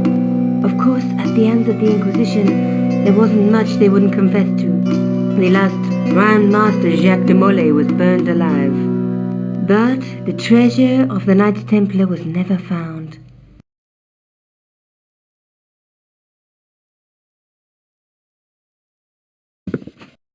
Jeez. So the treasure is hidden, waiting to be discovered? If there ever was a treasure, it's been lost for 600 years. Anyway, we're supposed to be investigating a serial killer, not a medieval treasure trove. But maybe that's what the clown and his accomplices are after. Maybe this manuscript is the key. You'd better leave it here for safekeeping. Think about it, George. One guy's already died for it, as you said yourself. Besides, that parchment is fragile. Okay, I'm convinced. You keep hold of it. Let's take another look at the manuscript. Let's face it, we need help, George. Someone who knows about these things. Who do you suggest? Indiana Jones? I know a guy who specializes in medieval studies. His name is Lobino. Huh. Some stuffy old fossil who gets horny over ancient relics, I suppose. Far from it. Andre isn't the stereotypical professor you have in mind. Where can I find this Lobino guy? At the Kroon Museum. I'll give you the address. There's a woman looking at her reflection in a mirror, but the reflection has 3 hideous faces. She reminds me of the Wicked Queen in Snow White. She was the one who said mirror, mirror on the wall, wasn't she? She made me cry so much when I was a kid, Mom carried me out of the movie theater. She didn't frighten me in the least. Like I said, I was only a kid. I didn't like the crocodile in Peter Pan either. There's a woman looking at her reflection in a mirror, but the reflection has 3 hideous faces. There's a woman looking, but the reflection... A knight with a crystal ball. Now, there's something written on the scroll beside the knight. Yes, but it's written in Latin. Per disciplinam mea lux videbis. By my teachings, you will see the light. You speak Latin? Where did you learn a trick like that? A trick? I studied law, okay? I can read Latin. My, you're touchy. Tell me that again. Through my teachings, you will be enlightened. The night scroll bears a phrase in Latin. Through my teachings, you will be enlightened. There's a guy working on a loom. He's weaving a carpet or a tapestry. Or a duvet cover. It's a clue to a place, I reckon. Somewhere famed for weaving and ships. Where folk live in barrels? It beats copper boxes. There's a guy working on a loom. There's a guy with a sword and a bull. The only mythological bull I know of is the Minotaur, but he was only half bull. I don't think I'd like to be half a bull, even if it was the bottom half. What's that object between them? It looks like a gem on top of a tripod.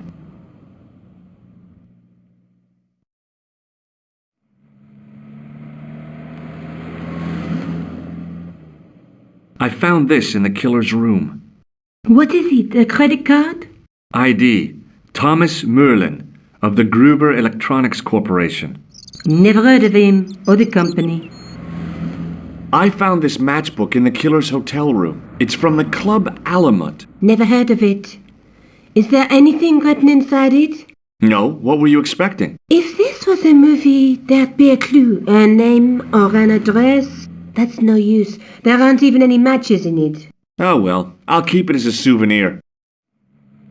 Maybe I'll check out the Kroon Museum. I'm sure you'll find it useful, George.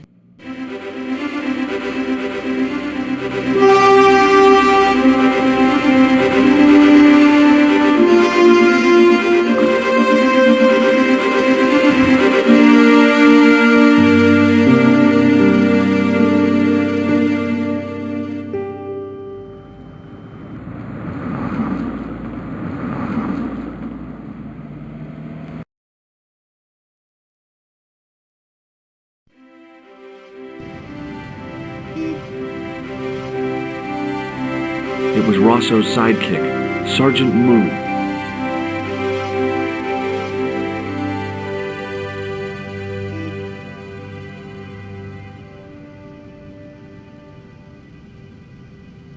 Excuse me? Ah, Monsieur Stobbart, n'est-ce pas? That's correct. You remember me. The retention of such data is part of my duty as a gendarme. That is how crime is fought, through attention to detail, not intuition. Yes, sure. I'd like to report an assault. Yes, monsieur? Where is the victim? I'm the victim. I've been harassed by a pair of thugs. I see. And where did this alleged assault take place? Outside the Hotel Ubu. They stopped me as I was leaving and went through my pockets. Could you describe the suspects, monsieur? One looked like a gorilla, and the other looked like a weasel. Their names are Flap and Guido. Bon. I'll get them this time. What are you going to do about Flap and Guido, Sergeant? I'm going to bust them, monsieur. For years I have been hoping to pin something on that pair. Now's my chance. I'll show them, and the inspector. Thanks, Sergeant. Thanks for taking me seriously. I'm only doing my duty, monsieur. Do you know a man named Khan? He's a shifty-looking guy with a scar on his left cheek. No, monsieur. Has this man any connection with the bombing of the cafe? Yes. I believe Khan was the name he used when he hired the clown costume. Is Rosso here? Yes, he is. You wish to speak to him? Yes, I do. One moment, monsieur.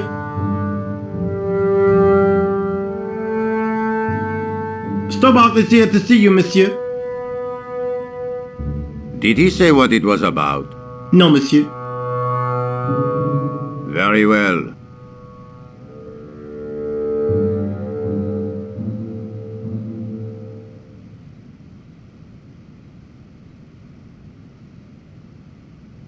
Hi, Inspector. Remember me? But of course, Mr. Stobbart.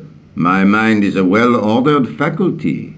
A mental classification system that's the envy of the Bibliothèque Nationale. No tricks, mark you, monsieur. Just exercise. Just as our muscles waste through inactivity, so our minds decay. But there is no need. If only people would learn to exercise their wits daily. If he was trying to impress me, it worked. He was pompous and patronizing, but he had style. Eh bien, if you called about the bombing, you're too late. Investigations have been closed. But I've been taken off the case. what about the murderer, the dead guy? It is out of my hands. Don't you want to know what I found out about the killer? I told you, monsieur, the case is closed. I have washed my hands of the whole affair. Then I'll have to continue my investigations without your help. No, you must forget the business of the clown completely. Go back to being an ordinary tourist, Stobbart. Do you know a pair of thugs called Flap and Guido? I have known those two since they graduated from special school. Flap is a nasty piece of work, but Guido is the real brains of the partnership. Where did you hear of them? I met them out front of the Hotel Ubu. Did you find out the ID of the guy who was killed in the explosion? I already knew who he was. I heard that the bomb victim's name was Plantar. Your sources are reliable. He was a big shot at the Treasury, wasn't he? Maybe that's why you've been taken off the case. I'm sorry, monsieur. I cannot comment. What was that psycho-detective business you did in the cafe? It is my theory that the passions evoked in violent crimes create ripples in the ether, invisible to all but the possessor of a highly developed and receptive mind. I'm impressed. Can you bend spoons, too? I didn't think a man of your obvious intelligence would stoop to mockery. I'm not mocking. I've had personal experience of the power of the mind. I used to get ignored at parties until I read a book that changed my life. Really? What was it called? Hypnotism for Fun and Profit. He looked at me as if I'd farted at a funeral. The power of mesmerism is a rare gift, not a party trick. You're not going to try any of that psychic interrogation on me, are you? Do you find the thought of my probing distasteful? Let's just say I'd rather you didn't. I've got more doubts than Doubting Thomas when it comes to mysticism. Too bad. I think you would make an interesting subject under controlled regression. The day I let anyone mess with my mind hasn't dawned yet. Does this red nose mean anything to you? I'd imagine it means you have not given up your pursuit of the clown. You're absolutely right.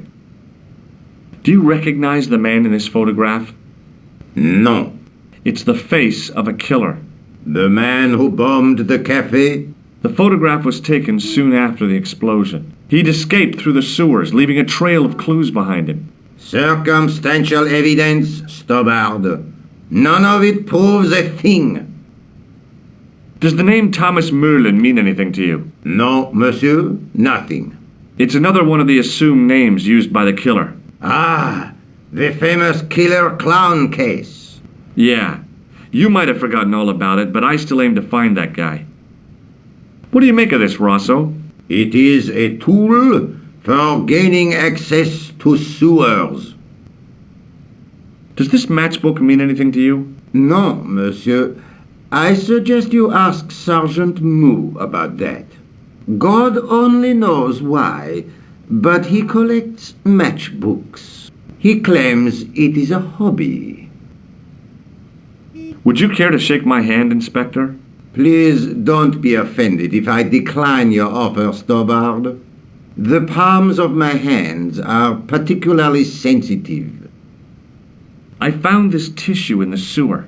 It would have been best if you'd left it there. So long, Inspector.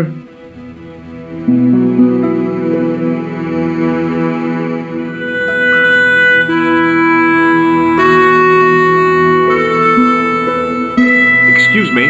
What do you want now? Does this matchbook mean anything to you, Sergeant? That's a double-lined Swedish with a crosshatch Bergman strike strip. Now, that's unusual. Pre-war Anderson hinging. Really? I haven't seen a reinforced Anderson outside of a private collection. It's rare, then? In this part of the world, yes. There are only 3 places these are made. Taiwan, Manila, and Slough. Would you like to shake my hand, Sergeant? Not while I'm on duty, monsieur.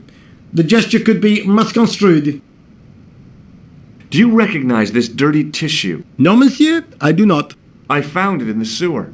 Perhaps it would be better if you put it back there. No way! This could be an important clue.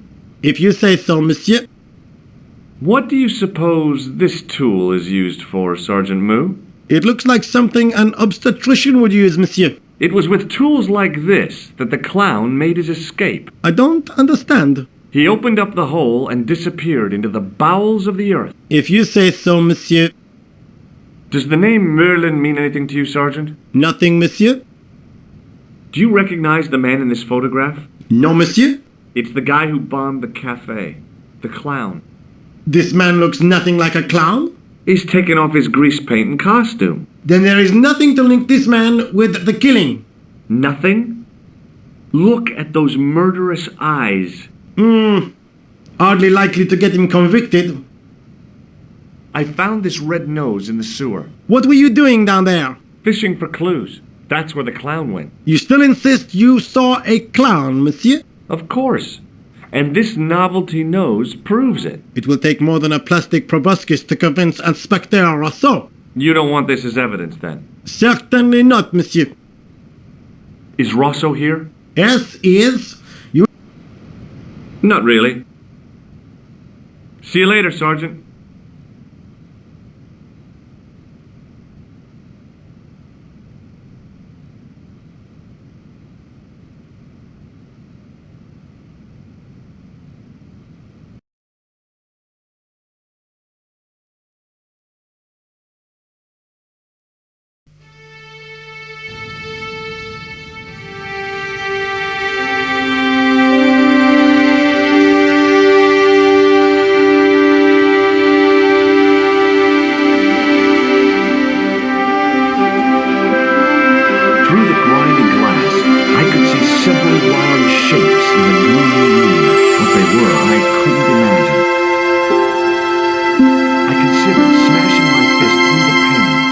wrenching open the window and vaulting triumphantly into the building. Then I thought, no, that's dumb. Besides, I might get hurt.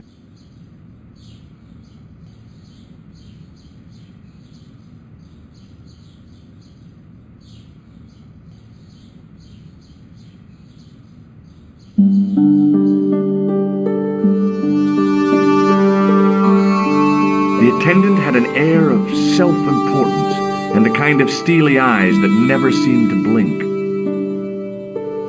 Pardon me, Oui, monsieur? are you Lobineau? Oh, no. Fancy you mistaking me for him. No. I am the deputy custodian. But Lobineau does work here. Work? I wouldn't go so far as to call it that. He studies here most days, but as you can see for yourself, not today. Do you know anything about the Knights of the Temple? No, sir. Not a sausage. Do you know anything about medieval manuscripts? Not me, monsieur. I am no scholar, though people often mistake me for one. It is the uniform, I guess.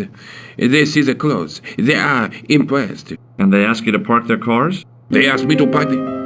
No. They assume I am an authority on the exhibits in my care. Whereas you know next to nothing about history. Of course not. All I am saying is, I am no scholar, not like Monsieur Lobineau. Do you recognize this red nose? I don't think so. Do you recognize this red nose? I don't think so. Do you recognize the man in this photograph? No, monsieur. Is there any reason why I should? I guess not. Do you recognize this ID pass? No.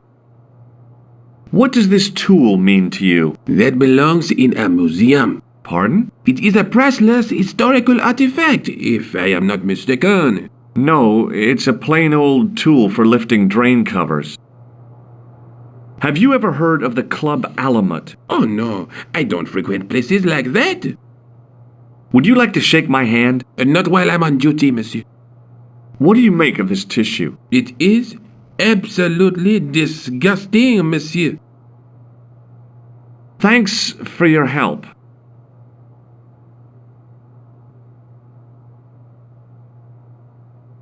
It was a statue from ancient Egypt. Those old civilizations sure could teach us a few things about art and beauty. The statue didn't deserve to be mauled by a Philistine like me. The case contained a collection of rocks. They were all shapes and colors, but they were still rocks. Above them, a sign read, L'Âge Paléolithique. I tried to sneak my hand inside while the guard wasn't looking, but the case was locked. The case contained some fragments of pottery. They looked to me like broken flower pots. Above them, a sign read, L'Âge Paléolithique. I tried to sneak my hand inside while the attendant had an air of self-importance and the kind of steely eyes that never seemed to blink.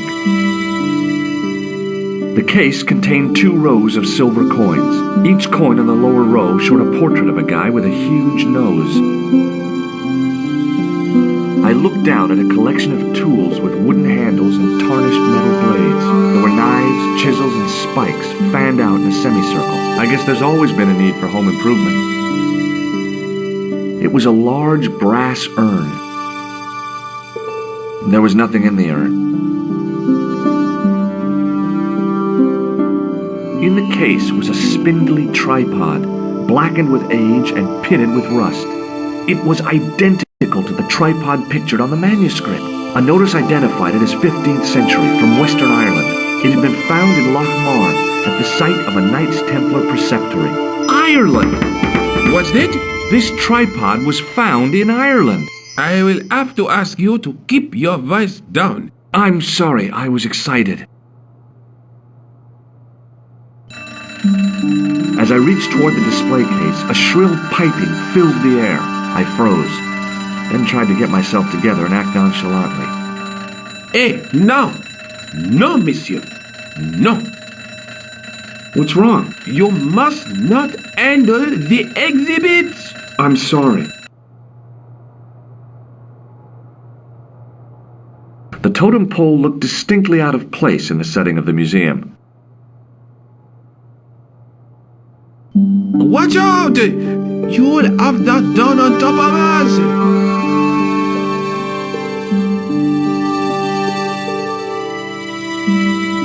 It was an ancient Egyptian sarcophagus with a beautifully painted effigy of its owner on the lid.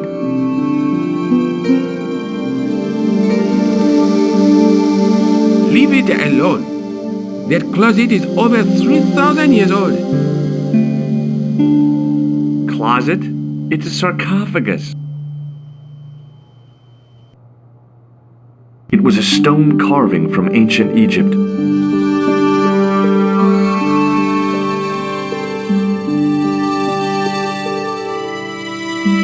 The case contained the tripod shown on the manuscript.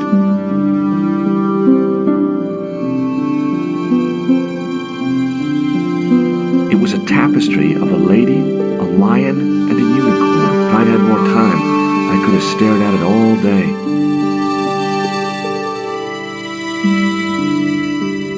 The tripod was definitely the one on the manuscript. The Templar connection was perfect. I was tempted to go to Ireland and check it out.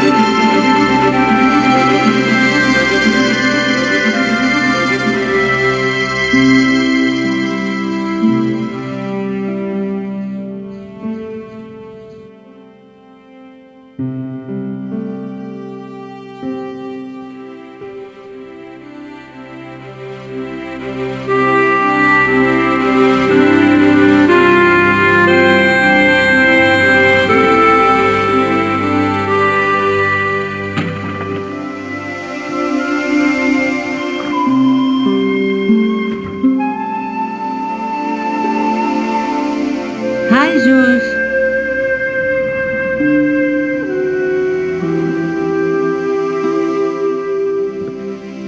I found the tripod.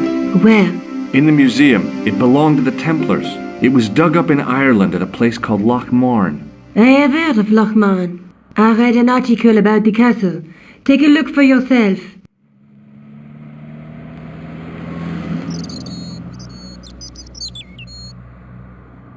A popular gossip magazine? You read that rubbish? No, I write it.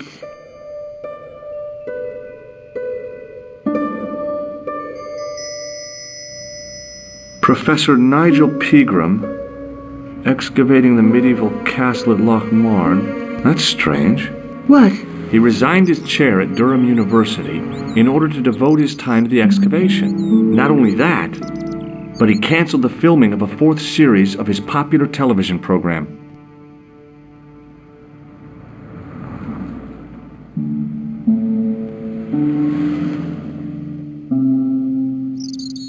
This site at Loch Marne must be awful important to him. He's a professor of history. They're all cuckoo. All the same, I'd like to talk to this Professor Pegram. How do you feel about a trip to Ireland? Disappointed. Huh? That I won't be going. I want to follow up the Bellotta case. If you really think Pegram's dam is important, why don't you visit Loch Marne? On my own? I'm not so sure about that. Where is Ireland exactly?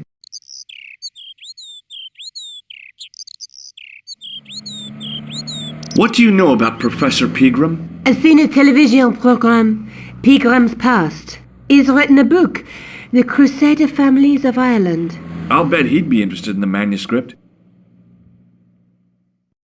Let's take another look at the manuscript.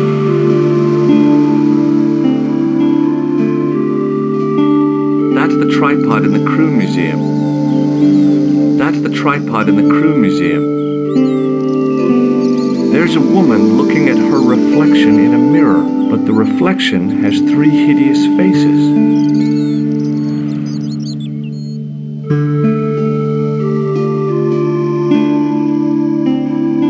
I'll see you later. Okay. Keep me informed if you find anything new.